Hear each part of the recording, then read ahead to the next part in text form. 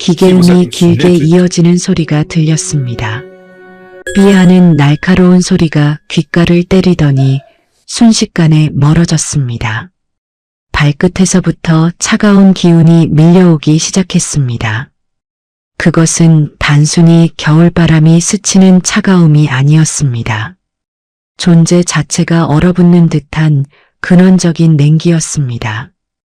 응급실의 소독약 냄새가 코를 찌르던 감각이 서서히 사라지고 그 자리에 설명할 수 없는 적막이 찾아왔습니다. 가슴을 짓누르던 통증이 거짓말처럼 사라지는 순간 저는 알 수 있었습니다. 제 심장이 멈췄다는 사실을 말입니다. 68회를 쉼없이 뛰었던 심장이 멈추는 순간 제 영혼은 낡은 외투를 벗어던지듯 육신에서 빠져나왔습니다. 천장 위에서 내려다본 제 모습은 참으로 초라했습니다. 입에는 튜브를 꽂고 가슴에는 정극을 붙인 채 창백하게 누워있는 노인 하나가 거기에 있었습니다. 의사들이 다급하게 가슴을 압박하고 간호사들이 분주하게 움직이는 모습이 마치 소리 없는 영화처럼 보였습니다. 아내가 울부짖으며 제 손을 잡고 있는 모습이 보였지만 이상하게도 슬픔은 느껴지지 않았습니다. 다만 제 영혼이 어디론가 빨려 들어가는 듯한 강한 이끌림만 느꼈습니다. 병원 천장을 통과하자마자 칠흑 같은 어둠이 저를 감쌌습니다. 두려움이 엄습할 틈도 없이 저 멀리서 한 줄기 빛이 보였습니다. 그 빛은 태양보다 밝았지만 눈을 찌르지는 않았습니다. 오히려 어머니의 품처럼 따뜻하고 포근하게 저를 끌어당겼습니다. 빛을 향해 다가갈수록 제 안에서 형용할 수 없는 감정이 솟구쳤습니다. 그것은 그리움이었습니다. 평생을 목회자로 살면서 강단에서 수천 번 외쳤던 하나님 나라가 관념이 아니라 실제라는 사실이 뼈저리게 다가왔습니다. 빛의 터널을 지나자 거대한 존재의 임재가 저를 압도했습니다. 그분은 형체가 없으면서도 모든 곳에 계셨고 소리가 없으면서도 모든 것을 말씀하고 계셨습니다. 그 거룩한 빛 앞에서 저는 고개를 들 수 없었습니다. 죄인인 제가 감히 마주할 수 없는 순결함이었습니다. 하지만 동시에 그 빛은 저를 거부하지 않고 깊은 사랑으로 감싸 안았습니다. 그 사랑은 제가 평생 겪어본 어떤 사랑과도 비교할 수 없는 완전한 수용이었습니다. 빛이 조금 잦아들자 제 눈앞에 끝없이 펼쳐진 바다가 나타났습니다. 요한계시록에서 읽었던 수정같이 맑은 유리 바다였습니다. 그 바다는 너무나 투명해서 밑바닥까지 훤히 들여다 보였습니다. 저는 그 바다 위에 섰습니다. 그러자 바닥이 거울처럼 제 모습을 비추기 시작했습니다. 그런데 물에 비친 모습은 제가 알던 모습이 아니었습니다. 검은 목사 가운을 입고 점잖게 설교하던 제 육신의 모습은 온데간데 없었습니다. 그곳에는 벌거벗은 한 영혼이 서 있었습니다. 누더기 같은 옷을 걸친 채 오물로 얼룩진 영혼이었습니다. 저는 소스라치게 놀라 뒷걸음질 치고 싶었지만 발이 떨어지지 않았습니다. 그 거울은 제 영혼의 민낯을 가감없이 보여주었습니다. 40년의 목회 생활이 주마등처럼 스쳐 지나갔습니다.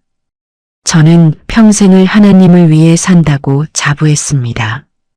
교회를 건축하고 성도 수를 늘리고 교단의 높은 자리에 오르는 것이 하나님의 영광이라고 믿었습니다. 하지만 거울 속의 저는 달랐습니다. 강단에서 겸손을 설교하던 순간 제 마음속에는 교만이 다리를 틀고 있었습니다. 성도들에게 사랑을 외치던 순간 제 마음속에는 판단과 정죄가 가득했습니다. 하나님의 이름을 불렀지만 사실은 제 이름을 높이고 싶어 했습니다. 거울은 제 마음 깊은 곳에 숨겨둔 은밀한 동기들까지 낱낱이 비추었습니다. 겉으로는 거룩한 척했지만 속으로는 사람들의 인정에 목말라 했던 위선이 적나라하게 드러났습니다. 저는 그 자리에 주저앉아 얼굴을 감싸쥐었습니다. 숨을 곳이 없었습니다. 그때 장면이 바뀌며 거대한 법정 같은 곳이 나타났습니다. 그곳에는 셀 수 없이 많은 금향로들이 놓여 있었습니다. 어떤 향로는 작고 소박했지만 거기서 피어오르는 연기는 곱게 뻗어 하늘 보자로 올라갔습니다. 그 연기에서는 향기로운 냄새가 났습니다. 하지만 어떤 향로는 크고 화려하게 장식되어 있었음에도 불구하고 연기가 피어오르지 못했습니다. 연기가 나더라도 검은 그을음이 되어 바닥으로 깔릴 뿐이었습니다. 그 향로들에서는 역한 냄새가 났습니다. 썩은 음식물 쓰레기 같은 냄새였습니다. 저는 본능적으로 그것이 무엇인지 알았습니다. 성도들의 기도였습니다. 땅에서 올려진 수많은 기도가 이곳에 모여 있었습니다. 저는 충격을 받았습니다. 우리가 드리는 기도가 모두 하나님께 상달되는 것은 아니었습니다. 욕심으로 구하는 기도, 정욕으로 쓰려고 구하는 기도는 하늘에 닿지 못하고 있었습니다. 자녀의 대학 합격을 비는 기도였지만 그 이면에는 부모의 체면을 세우려는 욕심이 담긴 기도가 보였습니다. 사업의 성공을 비는 기도였지만 그 목적이 쾌락과 과시에 있는 기도가 보였습니다. 그런 기도들은 무거웠습니다. 죄의 무게와 욕심의 무게 때문에 위로 올라가지 못하고 바닥에 가라앉아 썩어가고 있었습니다. 하나님은 중심을 보시는 분이라는 말씀이 그 어느 때보다 무겁게 다가왔습니다. 입술로는 주여 주여 하지만 마음은 만몬을 향해 있는 이중적인 태도가 향로의 냄새로 드러나고 있었습니다. 그리고 드디어 제 이름이 적힌 향로를 보았습니다. 제 향로는 다른 어떤 것보다 크고 화려했습니다. 40년 동안 쌓아 올린 기도의 분량이니 당연하다고 생각했습니다. 떨리는 마음으로 제 향로 안을 들여다보았습니다. 기대와 달리 그 안은 시커먼 재와 끈적거리는 오물로 가득 차 있었습니다. 향기로운 연기는 거의 보이지 않았습니다. 저는 믿을 수가 없었습니다. 평생 새벽 제단을 쌓았고 금식하며 기도했던 그 수많은 시간은 다 어디로 갔단 말입니까? 저는 제 향로를 붙잡고 오열했습니다. 자세히 들여다보니 그 오물 하나하나에 제 기도의 제목들이 적혀 있었습니다. 교회 부흥을 위해 부르짖었던 기도가 보였습니다. 겉으로는 영혼 구원을 외쳤지만 속으로는 동기 목사들보다 더 큰 교회를 이루어 자랑하고 싶었던 야망이 검은 덩어리가 되어 있었습니다. 자녀들을 위해 흘렸던 눈물의 기도가 보였습니다. 주의 종으로 키우겠다고 서원했지만 사실은 세상적으로 성공하여 제 자랑거리가 되어주길 바랐던 욕심이 끈적하게 눌어붙어 있었습니다. 노후 대책이라는 명분으로 모아두었던 통장을 붙들고 했던 기도도 보였습니다. 하나님이 공급해 주실 것을 믿지 못하고 돈을 의지했던 불신앙이 악취를 풍기고 있었습니다. 더 끔찍한 것은 용서하지 못한 마음들이었습니다. 저를 배신하고 떠난 장로님을 향한 미움이 날카로운 가시가 되어 향로 바닥을 찌르고 있었습니다. 제 목회 방침에 반대했던 권사님을 향한 분노가 독이 되어 부글거리고 있었습니다. 입으로는 용서한다고 축복 기도까지 해주었지만 마음 깊은 곳에서는 여전히 그들을 정죄하고 있었던 것입니다. 그 미움과 분노가 제 기도를 막고 있었습니다. 하나님은 제게 말씀하셨습니다. 내가 흙의 성을 쌓느라 나를 잊었구나. 가인이 쌓았던 에녹성처럼 저는 저만의 왕국을 쌓고 있었던 것입니다. 하나님이 거하실 처소가 아니라 제 자존심과 욕망이 거할 성을 쌓느라 40년을 허비했습니다. 저는 하나님 앞에서 흙에 불과한 존재였음에도 스스로 하늘처럼 높아지려 했습니다.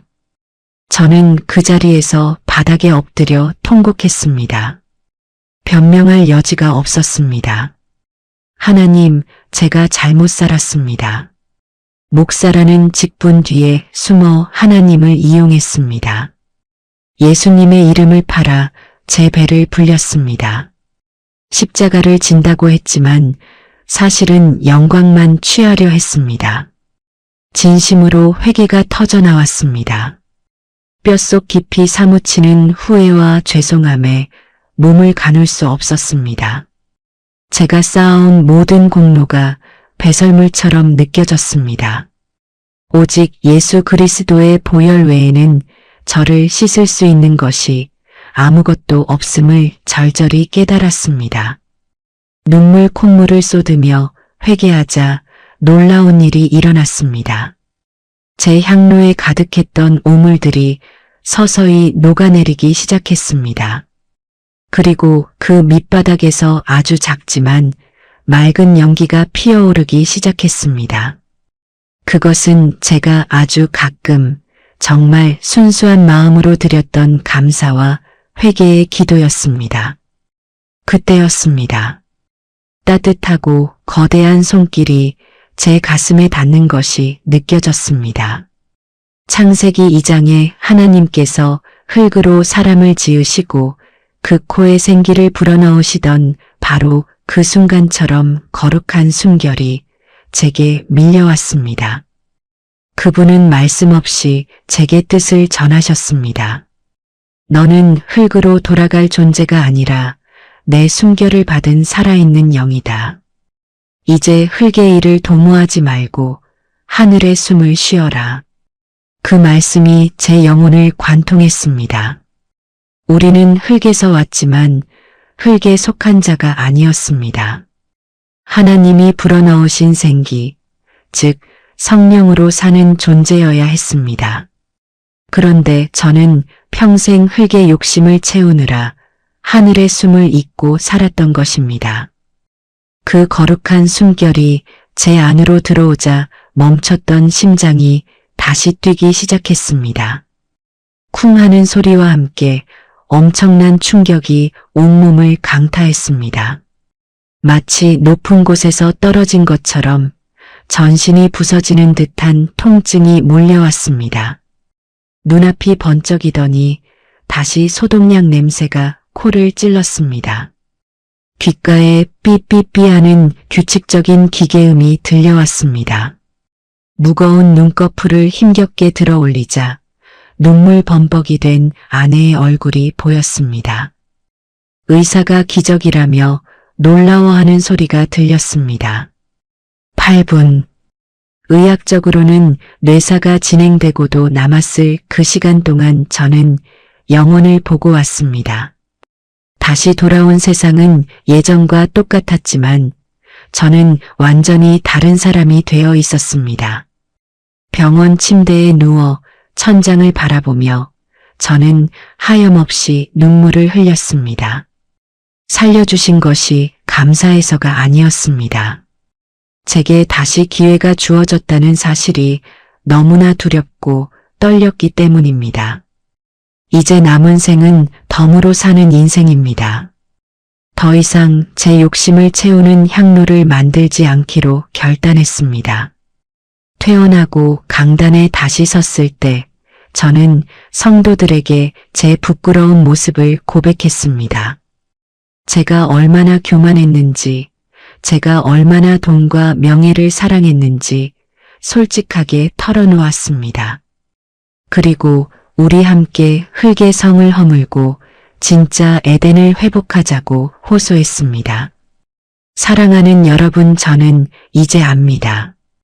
우리가 이 땅에서 쌓는 업적이나 재물은 하나님 나라에 가져갈 수 없는 흙덩어리에 불과하다는 것을 말입니다. 오직 사랑으로 행한 일, 진심으로 드린 기도, 예수님의 성품을 닮아가는 것만이 영원히 남는 보석입니다. 지금 여러분의 향로는 무엇으로 채워져 있습니까? 혹시 저처럼 욕심과 미움으로 가득 차 있지는 않습니까? 기도가 막히고 응답이 없는 것 같아 답답하십니까? 그렇다면 향로를 비워야 합니다. 회개함으로 찌꺼기를 닦아내야 합니다. 하나님은 지금도 여러분의 코에 생기를 불어넣고 계십니다. 흙의 인류로 살지 말고 하늘의 인류로 살라고 초청하고 계십니다. 이제 껍데기뿐인 형식적인 신앙을 버려야 할 때입니다. 남들에게 보이기 위한 예배가 아니라 골방에서 드리는 은밀한 기도를 회복해야 합니다. 제가 본 천국은 너무나 실제적이고 어미한 곳이었습니다. 그곳에서는 숨길 수 있는 것이 아무것도 없습니다. 오늘 이 밤 저의 부끄러운 고백이 여러분의 영혼을 깨우는 나팔 소리가 되기를 간절히 소망합니다. 심장이 멈추는 그날 우리 모두 주님 앞에서 부끄럼 없는 향로를 올려드릴 수 있기를 바랍니다.